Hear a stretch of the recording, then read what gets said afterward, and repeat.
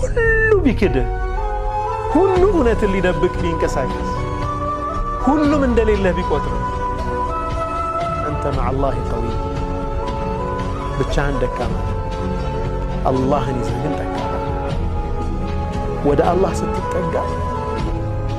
يمدك بقوة من عنده ከሱ በሆነ ኃይል ይሰጣል አላህ ልብህን ያጸናል